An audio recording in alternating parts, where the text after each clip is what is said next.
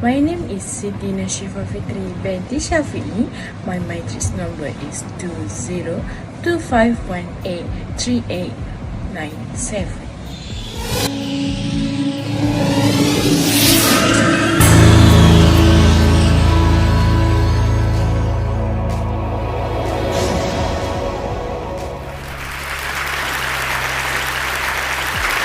A few years ago, I felt like I was stuck in a rut.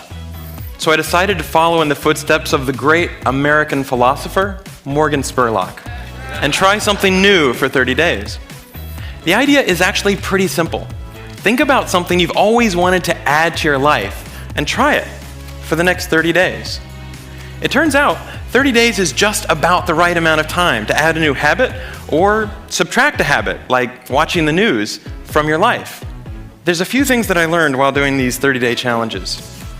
The first was, instead of the months flying by forgotten, the time was much more memorable. This was part of a challenge I did to take a picture every day for a month, and I remember exactly where I was and what I was doing that day. I also noticed that as I started to do more and harder 30-day challenges, my self-confidence grew.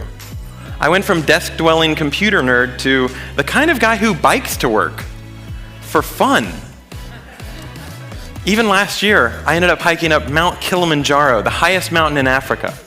I would never have been that adventurous before I started my 30-day challenges. I also figured out that if you really want something badly enough, you can do anything for 30 days. Have you ever wanted to write a novel? Every November, tens of thousands of people try to write their own 50,000-word novel from scratch in 30 days. It turns out, all you have to do is write 1,667 words a day for a month. So I did.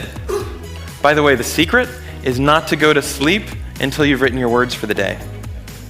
You might be sleep deprived, but you'll finish your novel. Now, is my book the next great American novel? No, I wrote it in a month. It's awful. But for the rest of my life, if I meet John Hodgman at a TED party, I don't have to say, I'm a computer scientist. No, if I want to, I can say, I'm a novelist. So here's one last thing I'd like to mention. I learned that when I made small, sustainable changes, things I could keep doing, they were more likely to stick. There's nothing wrong with big, crazy challenges. In fact, they're a ton of fun, but they're less likely to stick. When I gave up sugar for 30 days, day 31 looked like this. So here's my question to you. What are you waiting for? I guarantee you the next 30 days are going to pass whether you like it or not. Hi and Assalamualaikum warahmatullahi wabarakatuh. My name is Siti Aisyah binti Moen. My number metric is 2025147283.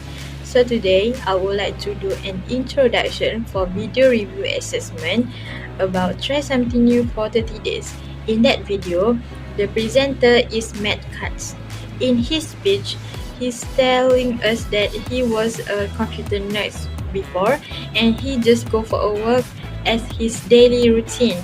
But then he feels more unmotivated, he feels in a rut, he doesn't know what to do in his life. But then he feels that he can do something that challenge himself.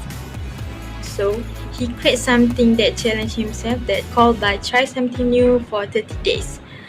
After the 30 days, he's done all the things, he feels more confident, he feels more happy, and he even telling us that he now have more hobby. From the computer nerds guy, he becomes a confident guy that go for a work with a bike for fun. Thank you, Aisha. Now, I want to talk about informative speech. For the speech, we know there was a lot of activity that can be the good thing for anyone. For the example, Matt say that we had this devil confident before, and then he can change to guy who by word for the fun. He never know Kiwi can do that. Next, non-verbal is his appearance. His dress code was casual theme. He wore the dark color shirt and a blue jean which was looking very comfortable and professional. The way he dressed is related to the Western country. It is normal to wear like while giving speech in their Let's country. move on to another nonverbal, which is the speech and the posture. In his speech, we can see that Matt Scott doesn't talk too slow and doesn't talk too fast, but then he have his own tempo to present all the words that coming out from his mouth.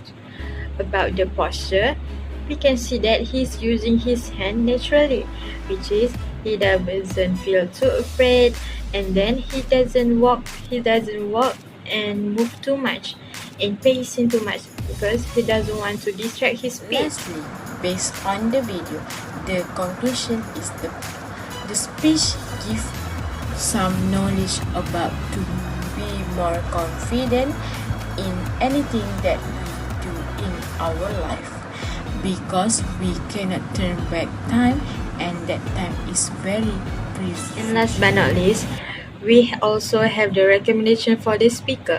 The speaker can be more energetic when they present all the speech. It is because different people is different of how they receive all the message. Maybe it can acknowledge them to be more confident, or they will say it's just wasting time. So with an energetic speech that will influence them to be more confident in another time. From me and Shifa, thank you for your attention.